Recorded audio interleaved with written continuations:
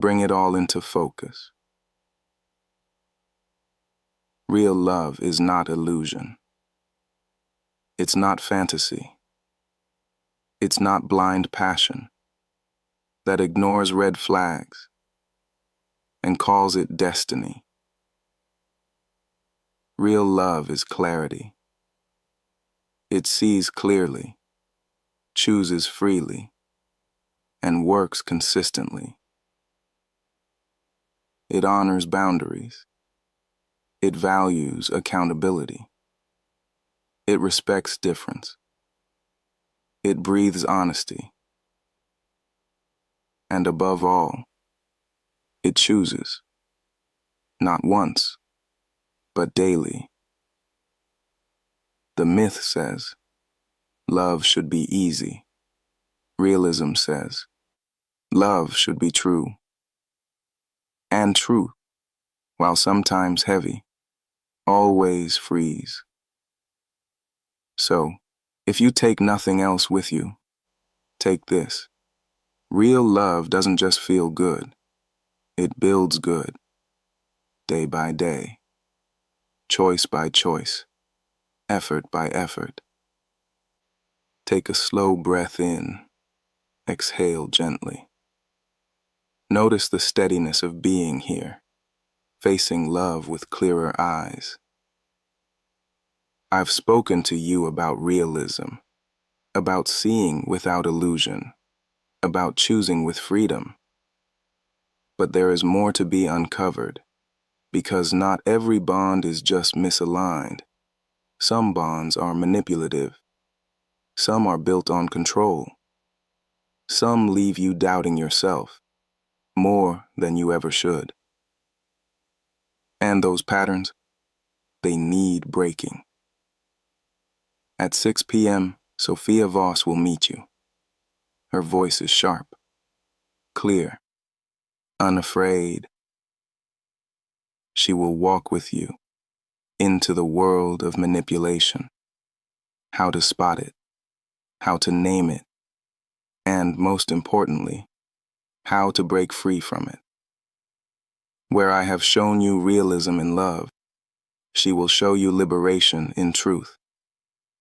So carry this clarity forward.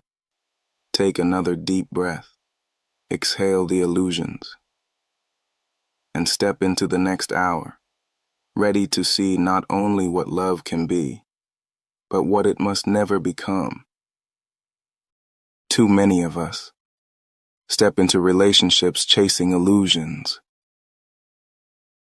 We imagine that love will erase loneliness, heal old wounds, or fix what feels broken inside. We tell ourselves stories about soulmates and destiny, about someone arriving to make us whole. But here's the truth. When you put that kind of weight on love, you set yourself up for disappointment. No partner can be everything. No relationship can solve every ache. And when you expect perfection, you miss what's real. Because real love isn't flawless. It's messy. It bumps up against your insecurities. It forces you to face yourself in ways comfort never could. The danger of idealizing love is that it blinds you. It makes you ignore red flags. It makes you excuse harm. It keeps you stuck in fantasy instead of building something true. So the first step in realism is this. Drop the illusion. Let love be what it is. Not a cure, but a choice. Realism doesn't mean cynicism. It doesn't mean giving up on hope. It means learning to see clearly. To recognize that attraction and affection don't erase the need for boundaries. To understand that chemistry doesn't replace compatibility. To accept that even the best relationships require effort, repair, and compromise. When you see love clearly, you stop asking it to be magic. You start asking it to be mutual. You stop chasing someone to complete you. You start choosing someone who can walk beside you. This shift from illusion to realism does not make love colder. It makes love stronger. Because when you let go of fantasies, you finally make room for the real thing, a bond between two imperfect people, choosing each other, day by day. Love without illusion isn't smaller, it's deeper. And that depth is where relationships stop breaking you and start growing you. Let's be honest. Most of us have seen the red flags. The cutting remark brushed off as just a joke. The pattern of disappearing when you need them most. The refusal to take responsibility after hurting you. And yet, we tell ourselves stories. They didn't mean it. They'll change. I can handle it. Why? Because we want the fantasy more than the truth. Because facing the signs means facing the possibility that this relationship may not be safe, may not be sustainable. So we rationalize, we excuse, we ignore. But ignoring red flags doesn't make them vanish. It only delays the cost. Here's a mindset shift. Red flags are not curses. They are information. They don't always mean the relationship must end. But they do mean something needs attention. When someone raises their voice in anger, that is data. How often? How intense? Do they repair afterward? When a partner avoids accountability, that is data. Are they willing to grow? Or do they deflect and blame endlessly? Red flags tell you what you're dealing with. They invite you to ask, can I live with this? Does this align with the life I want to build? Treat them like road signs, a warning on the path ahead. You can slow down, choose another route, or decide this road isn't for you. But pretending the sign isn't there only guarantees collision. Self-respect means trusting your perception, believing what you see, not just what you wish to see. Because love without realism isn't love. It's denial. And denial will cost you far more than the truth ever could. Too many people believe that boundaries kill romance. They worry that saying no means rejection, that drawing a line will push someone away. So they bend, they accommodate, they abandon themselves in the name of love. But here's the truth. Love without boundaries isn't love. It's enmeshment. It's a tangle where one person shrinks so the other can stretch. Boundaries are not walls. They are guardrails. They keep the road safe. They prevent crashes. They make sure two people can move forward side by side without destroying each other in the process. When you set a boundary, you're not saying, I don't want you. You're saying, I want us to meet in a way that protects both of us. That's not distance. That's respect. Think about it. If you never rest, if you always give, if you silence your needs to keep the peace, resentment builds. And resentment is what truly kills passion, not honesty, not limits. Boundaries preserve desire because they preserve respect. When two people know where the lines are, they can relax, they can trust the space, they can risk being vulnerable without fear of being trampled. It's like tending a fire. Too much wood piled on carelessly smothers the flame. Too little air, and it suffocates. But with balance, the fire burns strong. Boundaries create that balance. They make room for passion to thrive without burning the house down. So stop fearing that your no will ruin love. The right person will honor your boundaries. The wrong person will resent them. Either way, you learn the truth faster. And the truth, though sometimes painful, is always safer than the illusion. Too many people stay in relationship because they feel they have to. They say, I've already invested so much. They need me. I can't disappoint my family. And little by little, obligation replaces desire. When you're there only out of duty, the spark fades. The honesty disappears. The relationship becomes a cage, not a connection. Obligation may keep you in place, but it does not keep you alive. Love was never meant to be a debt. It was meant to be a choice.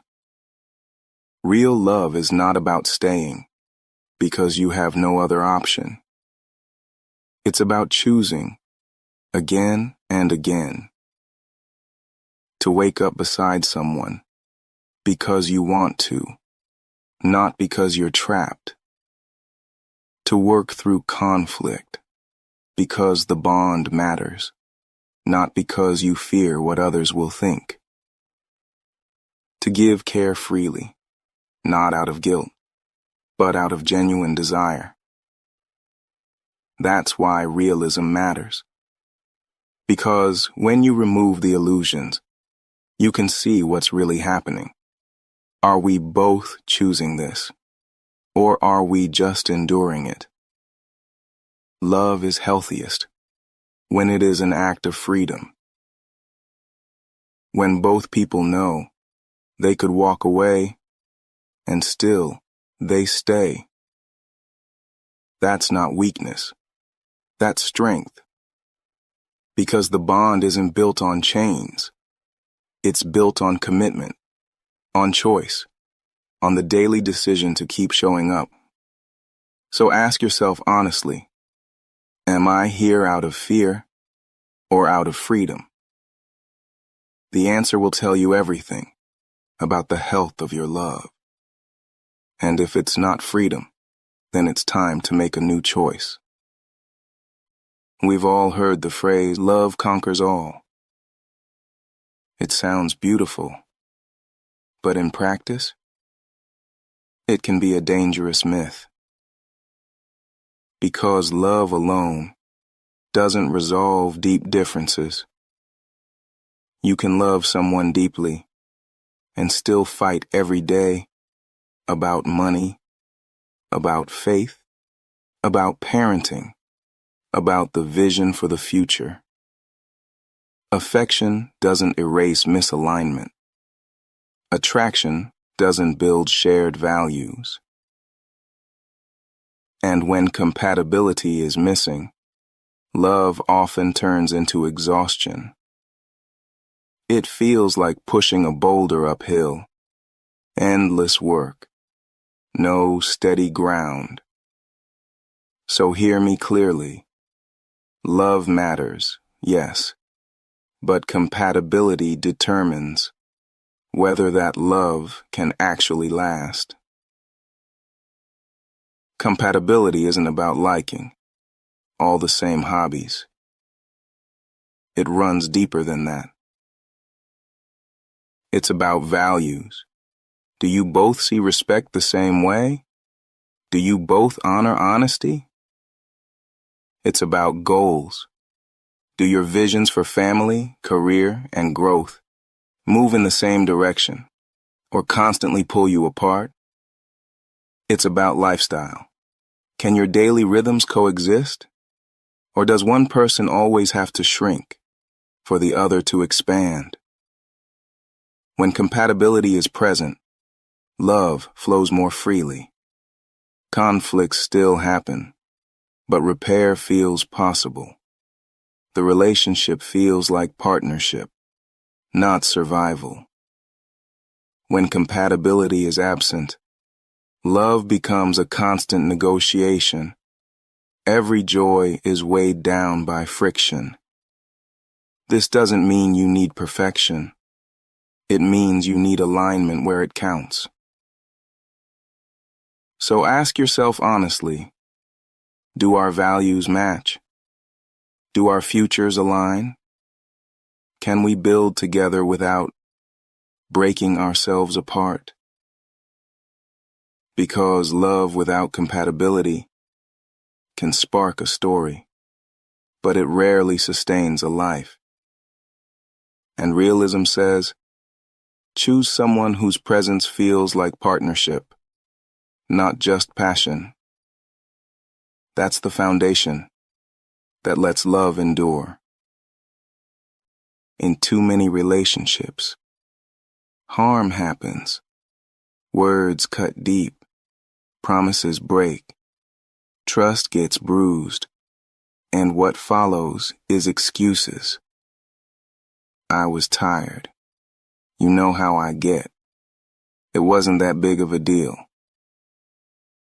Excuses smooth the surface, but they never mend the crack. Because healing doesn't come from pretending the wound was small. It comes from taking responsibility. Accountability is the difference between a relationship that repeats harm and one that grows from it. When someone refuses to own their actions, what they're really saying is, my comfort matters more than your pain, and that is not love. Accountability isn't just saying, sorry. It's showing change. It sounds like, I was wrong. I hurt you. I take responsibility. And then, it looks like behavior shifting, patterns breaking, effort showing, consistency proving. Without accountability, apologies are empty. With accountability, even deep ruptures can be repaired. Ask yourself, does this person own their mistakes? Do they make repairs when they cause harm? Or do they twist blame, minimize the impact, make you feel foolish for hurting? And also ask yourself, do you take accountability? Do you apologize with sincerity? Do you follow through on your promises? Because relationships thrive when both sides commit to responsibility. Accountability builds trust. It shows respect. It proves the bond is strong enough to hold the truth. And without it, there is no foundation, only illusion. So remember this. Accountability is not optional. It is non-negotiable.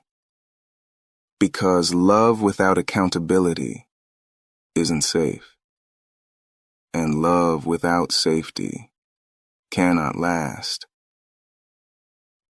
Too many people think that being in love means being identical. same opinions, same preferences, same outlook. But sameness isn't love. Sameness is control. Healthy love makes space for difference. Different tastes in music, different ways of unwinding, different backgrounds, different perspectives. The danger comes when difference is treated like threat. When one person says, "Be more like me, or I won't feel safe." That is not love. That is fear disguised as closeness. Real love says, "I can stay myself while letting you be yourself too." Because intimacy doesn't require the erasure of individuality. It requires respect. So how do you love fully without losing yourself? It begins with self-awareness. Know your values. Know your limits. Know what makes you feel alive. Then, as you enter relationship, you hold those things steady, not as a wall, but as a compass. This allows you to engage differences with curiosity instead of fear. Your partner prefers silence. You prefer conversation? That's not a crisis. That's an invitation to balance. Your partner comes from a different culture. You from another? That's not a threat. That's an opportunity for richness.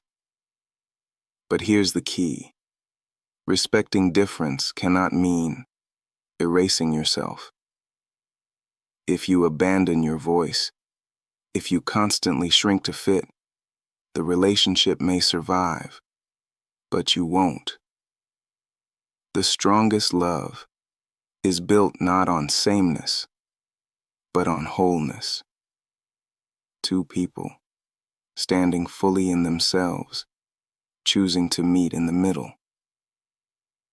That kind of love doesn't suffocate. It strengthens. It doesn't erase. It expands. So remember, love doesn't mean sameness. It means respect. And respect allows both of you to stay whole. Love without honesty is like a house without air. It may stand for a while, but inside, everything suffocates. When you hide your feelings to keep the peace, when you swallow your disappointments to avoid conflict, when you lie by omission to protect an image, the relationship starves. Because intimacy isn't built on what's hidden. It's built on what's spoken. Realism means this. Love can't be healthy if it lives on half-truths. Yes, honesty can be uncomfortable. Yes, it can lead to hard conversations. But dishonesty, that will destroy trust quietly, slowly, completely. So hear me clearly. If you want real love, you must risk real truth. Now, honesty doesn't mean brutality. Too many people confuse just being honest with cruelty. Real honesty is paired with care. It tells the truth without tearing the other person down. It sounds like, "I felt hurt when this happened," not, "You always ruin everything." It sounds like, "I need more time for myself," not, "You're too demanding." Notice the difference. Both are truthful, but one invites repair. The other only invites defense. Honesty is not about venting every impulse. It is about revealing the real with clarity and respect. This is the realism of love, to be known as you are, and to allow the other to be known fully too. Anything less is performance, and performance can't sustain intimacy. So practice honesty, not reckless words, but careful truth. Because only when the air is clear can love breathe deeply and last. We've been sold a lie that real love should feel effortless. Movies show couples locked in passion, never arguing, never struggling, never working. But anyone who's been in love knows the truth. Effort is not a sign something is wrong. Effort is a sign you value what you have. When people expect ease forever, they give up the moment work begins. They say, if it's hard, it must not be right. But the reality is, all relationships require tending. Not constant strain, not endless sacrifice, but care, attention, repair. Love left unattended withers. So, if you expect love to last, expect to work. Think about the things you value most. Your craft, your health, your dreams. You invest time, energy, focus. You water them. You maintain them. Why would love be any different? Effort in love isn't drudgery. It's devotion. It's listening when you'd rather tune out. It's apologizing when pride burns. It's showing up with presence, again and again. Effort says, this matters. You matter. We matter. And here's the key. Effort is mutual. If one person is carrying all of it, that's imbalance, not partnership. Healthy love feels like two hands, working the same soil, planting, watering, pruning together. It may not always be glamorous. It may not always be easy. But it is what turns fleeting passion into enduring partnership. So drop the myth of effortless love. Embrace the truth of chosen effort. Because in love, effort is not a burden. It's the proof of care. And it's the practice that keeps love alive.